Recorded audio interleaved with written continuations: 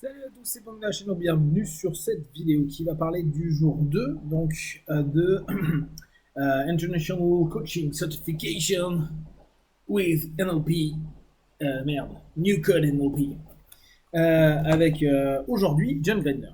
Donc ça, c'était vraiment une bonne chose de pouvoir le voir. Alors j'ai été agréablement surpris sur plusieurs choses.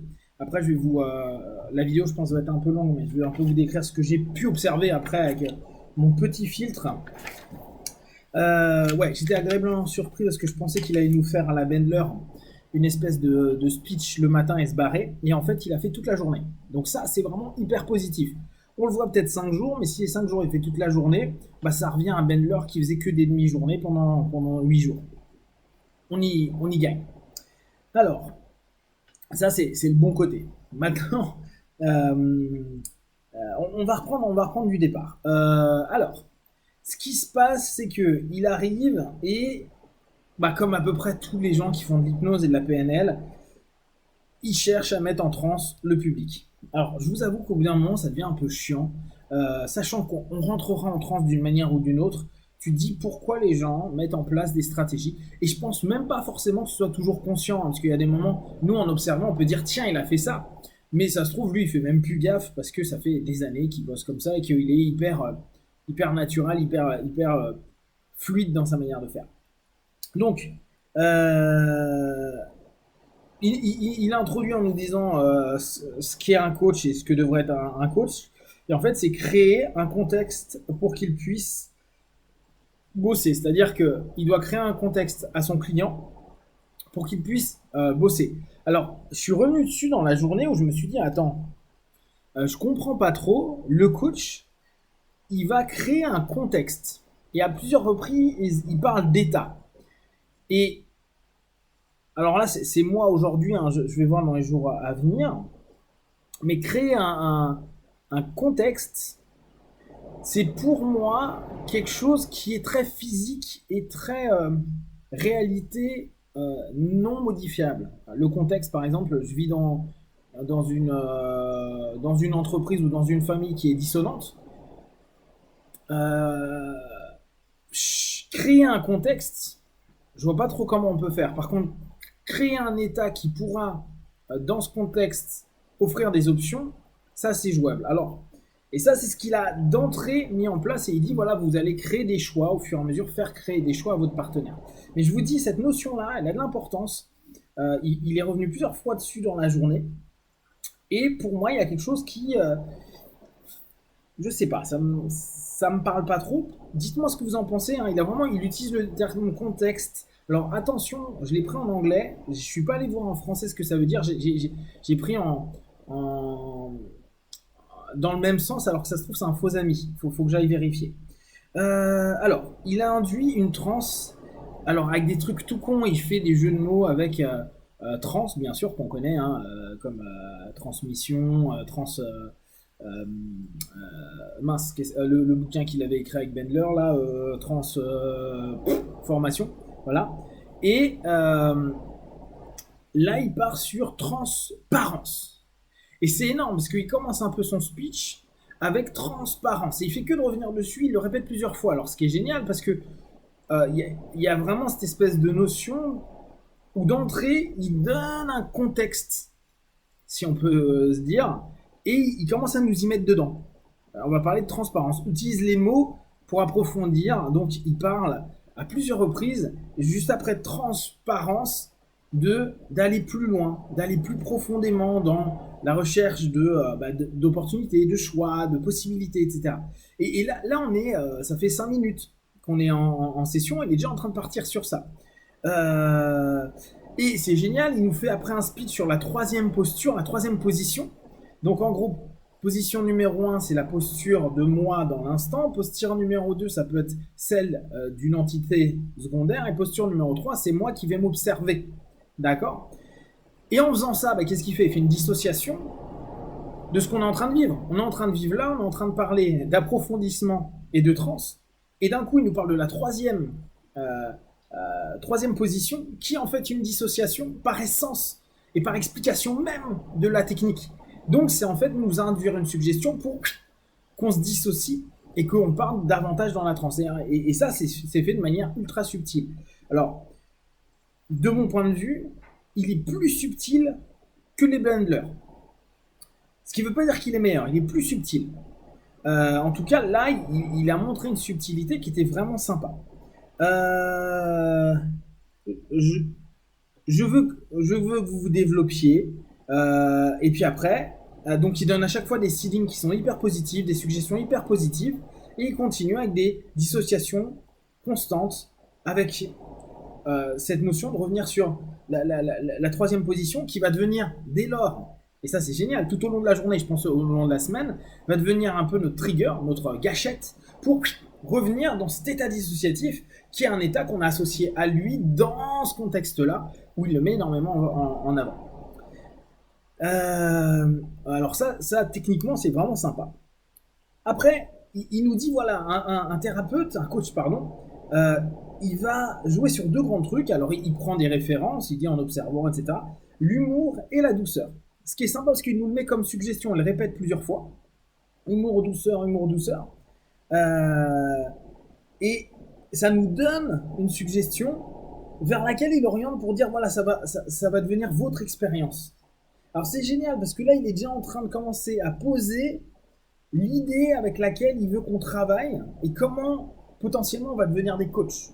Des coachs qui vont être dans l'humour et la douceur. Alors là je me dis merde, parce que moi humour et douceur c'est pas mon truc, donc je ne serais pas un bon coach. C'est foutu. Ouais, alors en 10 minutes, il a répété 7 fois le mot challenge. Il le répète plein de fois. Challengez-moi, posez-moi des questions, n'hésitez pas à me challenger, challengez-vous, allez vous mettre en challenge, etc. etc.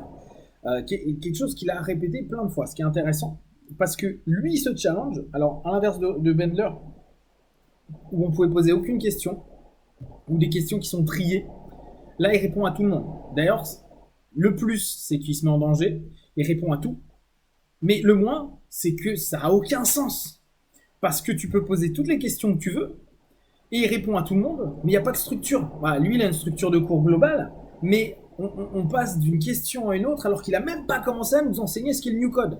Donc comment tu veux poser des questions sur un système que tu n'as pas encore vu? Et alors le matin, ça a été ça, pendant jusqu'à la pause. C'est-à-dire que toute la matinée, on a eu des questions, on a eu une démonstration à un moment, mais on a eu des questions, tu dis, mais attends, où est-ce qu'on va? Et il le dit, il dit, ouais voilà, alors ça je l'ai capté au fur et à mesure de la journée. À un moment, il dit, voilà, moi ce que je fais, c'est travailler sur les process et pas sur les comportements, et manipuler les process, et en particulier bosser sur la confusion. Et en fait, ce qu'il fait de son cours, c'est ultra confusionnant, parce qu'il répond à quelqu'un, il finit pas la réponse, il ouvre une boucle en fait, hein, open loops, métaphore imbriquée, hein, et puis il répond à quelqu'un d'autre, puis il revient sur ce qu'il a dit. D'ailleurs, il nous l'a fait cet après-midi en reprenant, il dit « J'aimerais finir ce que je n'ai pas fini ce matin », mais personne n'avait bité. J'ai pas répondu aux questions que j'avais moi-même posées ou que certains m'ont posées. Et il a même pas, en faisant ça, fini par répondre.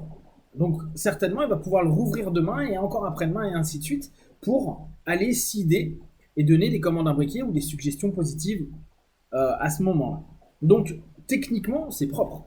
C'est le bordel, mais c'est propre. C'est-à-dire c'est confusionnant, hein, dans le sens confusionnant.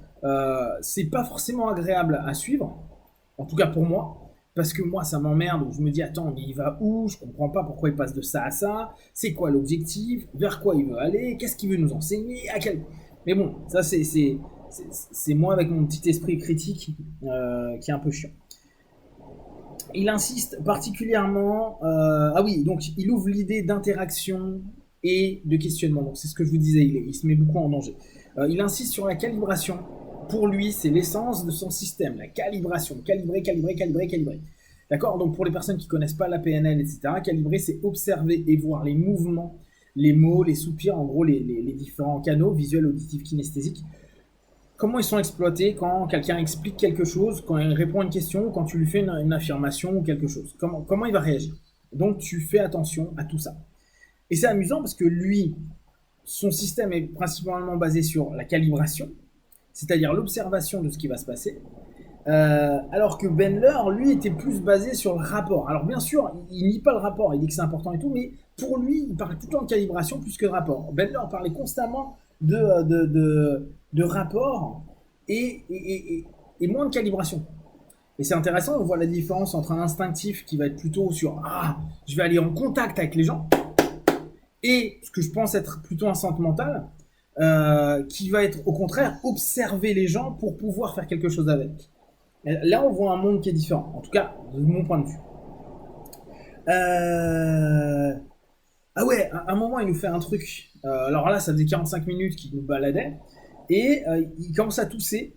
Et à ce moment-là, je me suis dit, tiens, quel est l'impact de sa toux? Et il y a plein de gens qui ont commencé à se racler la gorge, ou qu'on toussait, ou qui ont commencé à se toucher la bouche. C'était assez intéressant. Donc en gros, c'est sa manière à lui de pouvoir calibrer la salle et savoir où on en est par rapport à un signal qu'il a mis en place. Bon, il fait beaucoup de métaphores imbriquées, ce qui fait qu'il y a des moments c'est vraiment chiant parce que vraiment tu te dis putain il ouvre un truc mais où est-ce qu'il va, qu'est-ce qu'il veut faire. Ah oui, alors lui il est vachement basé, et là encore centre mental, hein, sur la notion de c'est le subconscient, c'est le subconscient. Ça c'était une réponse consciente, mettons ta réponse inconsciente elle est plus importante parce que c'est ça qui fait tout. Et pour un centre mental ça a vachement de sens.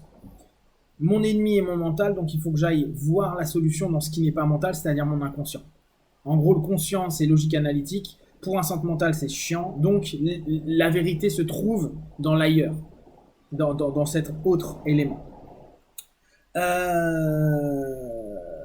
Donc, ouais, il y a des moments, c'est un peu relou. Il veut pas faire de comparaison entre le classique et le new code. Bon, en gros, les questions, il fallait pas les poser sur ça. Il repart sur une série de deepeners, alors je sais plus lesquels.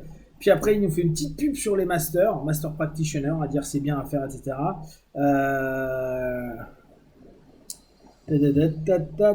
Rapport filtre projectif de PNL. Ah oui, après, il nous a fait une métaphore, justement, avec la musique, pour nous parler des filtres et des projections qu'on peut faire et des corrections qu'on peut avoir. Et là, il a emmené vers des suggestions hyper positives pour les apprenants. Vous pouvez faire plein d'erreurs, vous gourer. Le plus important, c'est de pouvoir modifier ce que vous avez fait pour faire quelque chose qui fonctionne. Et là, il prenait une métaphore par rapport à la musique. Tu fais une fausse note, bah c'est pas grave, tu vas recommencer ton morceau et tu vas améliorer pour plus qu'il y ait cette fausse note. Donc, idée d'acceptation des échecs, etc. Il enchaîne sur l'état, donc c'est génial, il nous a foutu en transe, donc on est dans un état. Et il commence à nous définir un peu l'état sans vraiment le définir. Ce qui est génial, c'est qu'il nous parle d'état. Et ce que je vous disais hier, Carole, il en parlait, c'est cette espèce d'état ressource là. Non, de optimiser, je sais plus comment il appelle, un super état en gros. Et il nous définit jamais ce qu'est un état. Donc, moi je suppute que c'est une transe, mais vu que lui il dit que c'est pas de l'hypnose, là il l'a pas dit, hein, mais il y a quelque chose qui a cogité. Alors voilà, il dit qu'il manipule pour la bonne cause. Bon, on revient sur des notions. Il bosse beaucoup en saupoudrage sur enjoy, prenez plaisir, prenez plaisir, prenez plaisir. Il l'a dit plein de fois. Si vous êtes un coach qui ne prend pas plaisir dans son boulot, faut pas le faire, faut que vous ayez plaisir, plaisir, plaisir. Ça, c'est du saupoudrage qui donne tout le temps, toute la journée. Donc vraiment, bon esprit. Ben, on a vraiment sa notion de ce qu'est le coach, hein. Humour et douceur, humour et douceur. Il y a un peu de provoque, il aime bien la provoque, mais c'est très, très doux. À un moment, il y a un Italien qui s'est amusé à faire en méga provoque, parce que c'est ce qu'il a demandé. Il a dit posez-moi des questions, n'hésitez pas à provoquer, etc. Il a dit ouais, qu'est-ce que ça vous fait d'être un des cofondateurs d'un système qui pourrit l'esprit des gens depuis des années, blablabla. Et en fait, on a vu comment il a petit à petit apaisé la tension et joué dans une notion de sérénité, de gentillesse, vraiment, et de flexibilité à ce niveau-là. Suggestion que l'inconscient, avec l'inconscient qui prend et comprend de mieux en mieux. Bon voilà, bon ça c'est du classique. Il dit également que pour avancer, soit on fait du troisième position, donc c'est cette notion de trans, donc à ce moment il nous redip, soit vous pouvez faire comme si, bam, il redonne un autre deepener et une possibilité pour le travail de coaching et pour nous en tant que coach de faire comme si on était coach ou comme si on maîtrisait le système, etc. Donc ça nous met encore en dissociation, donc plus en plus en transe, et donc là, ça y est, on est en mode bateau pendant le reste de la journée. Euh, Pourquoi ne pas faire un deal? Ah oui, c'était marrant. Et là, il fait bon, quand on est bien barré et qu'il nous a parlé du fait comme si, il dit bah on n'a qu'à faire un deal entre deux parties. Et euh, il en conclut, bon, de toute façon, les deux vont se mettre d'accord pour toujours mieux apprendre. Donc il est tout le temps dans ce truc-là, sympa, si des trucs qui sont pour permettre à tout à chacun, à sa manière, d'intégrer les différents éléments. Euh, il gère bien les éléments externes, ok. Il met la calibration comme clé de son système. Il parle des micro-mouvements, etc. Euh, il revient sur la définition de coach, donc il a introduit avec ça et revient dessus. Il dit voilà, il dit ça permet de comprendre pour donner une réponse. Non, que donner une réponse, c'est pas son boulot et que lui bosse juste sur les process. D'accord. Donc c'est plus les contextes à ce moment-là, c'est les process. Et je pense que c'est plus intéressant nous de garder en tête processus plutôt que contexte. En gros, il dit vis-à-vis du classique NLP, la différence clé, c'est qu'on ne travaille pas sur le comportement, on travaille sur le processus. Bon, voilà, ça se discute. Ouais, il dit, à un moment, il parle de la modélisation, il dit que c'est pas forcément positif. Il l'a fait avec. Il voulait pas le faire avec Ericsson. C'est Bendler qui était chou bouillant pour le faire, parce qu'il dit ça peut créer des choses qui ne correspondent pas, et son subconscient était un peu contre. Donc je mettais calibration pour un centre mental versus rapport vis-à-vis d'un centre instinctif. On fait une pause, on revient donc avec New NLP. Et là, il nous a fait faire un exo. En gros, identifier où le client voit une... Ouais, bon, il nous a fait faire un exo. C'est le seul exo qu'on a fait d'ailleurs. Où il a mêlé la respiration et un travail hyper basique. En gros, tu prends ton partenaire, tu le mets en troisième position par rapport à sa problématique, tu lui fais regarder sa problématique, tu lui fais aller dans sa problématique, tu vois comment, tu ratifies comment il est quand il le perçoit, donc à l'extérieur, comment il est quand il est dedans, tu le fais revenir en position d'observateur, donc en troisième position, et après tu vas l'aider avec le souffle, juste avec le souffle, la respiration, à pouvoir s'approcher de son pattern dissonant en ayant une calibration, c'est-à-dire une perception du corps qui s'apaise petit à petit. Moi, j'étais pas d'accord avec cette notion-là. J'en ai parlé au coach qui était avec nous, au mentor qui était avec nous, qui n'a pas été d'accord avec mes arguments, donc j'ai dit ok, pas de souci. Et donc on a fait ça. Bon, voilà, c'était un petit exercice comme un autre. Bon, ça nous a quand même pris l'après-midi. Hein.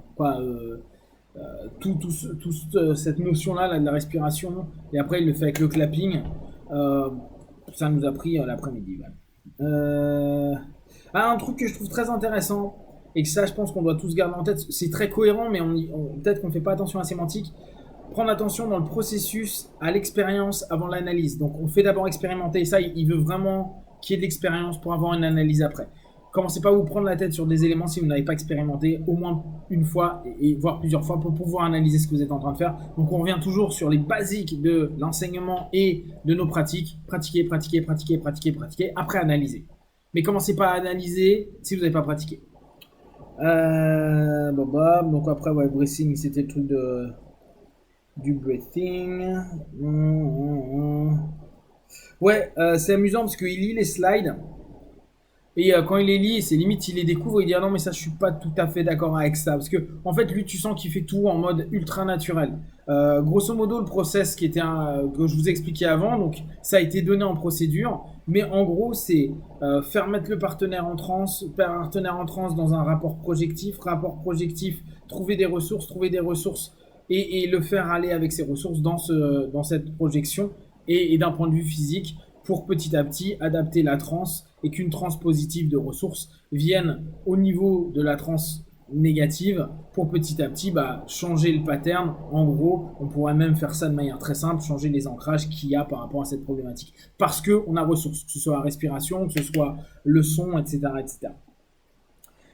Et donc, ouais, il lit parfois les slides et il dit ouais, moi je le fais pas tout à fait comme ça. Ce qui est dommage par contre, c'est que les coachs, quoi, les mentors, eux, ils suivent stricto ce qu'il y a dans le slide. Et il y a des moments, il y a des trucs qui manquent. Donc, tu dis ouais, mais c'est con si on fait pas ça. Il n'a pas fait ça sur scène. Oui, mais il faut faire 1, 2, 3, 4. Oui, mais il n'a pas fait ça sur scène. Oui, mais non, c'est comme ça qu'il faut faire. Et ce que me disait Fred, il a entendu à un moment un débrief de Grinder avec les mentors qui disait est-ce qu'il y a quelqu'un qui maîtrise et qui a déjà fait ça et qui le maîtrise. Et en fait, aucun des mentors apparemment le maîtrisait. Donc, s'il y a ça comme question et que les mentors après doivent aller nous observer alors qu'ils l'ont jamais fait ou qu'ils ne le maîtrisent pas, il y a un delta qui est un peu étrange. Ouais, voilà, globalement. Donc, globalement, je vous dis, c'est un peu le bordel, d'un point de vue vu qu'il est tout le temps sur de la question-réponse. Alors, tu dis que tu peux tout poser comme question, mais comme je vous dis, vu qu'on n'a pas encore. Là, c'était une première touche sur le new code. Ça part un peu dans tous les sens. Et comme je vous dis, lui, ça lui permet d'ouvrir des espaces pour passer sur des transitions, expliquer d'autres choses. Et il y a des moments, c'est ultra confusant. Mais tu te dis, même à la fin, il dit, voilà, j'ai une manière particulière de travailler. On revient dans ce principe de secouer un petit peu le process et d'aller au travers de la confusion. Donc, si là, en premier jour, hein, je devais faire un comparo avec Bendler, je le trouve plus subtil. Bendler, en fait, il est tellement rentre dedans que sa provocation, elle est énorme, son autorité est énorme. Lui, il est beaucoup plus subtil, beaucoup plus doux, beaucoup plus adaptable. Voilà, il s'adapte bien. Et il est dans une dynamique qui est, euh, qui est très sweet. Et il nous fait plein de trucs où le niveau, tu sens qu'il est vraiment, vraiment, vraiment présent. Donc ça c'est agréable. Maintenant, on va voir comment ça évolue sur les jours à venir. Si vous avez des questions et des remarques, vous partagez sur Facebook, YouTube, j'y répondrai le plus rapidement possible. Et comme d'habitude, de tout ce que je propose, ne prenez que ce qui est bon et juste pour vous. Testez, observez, analysez et concluez. Be one, ciao.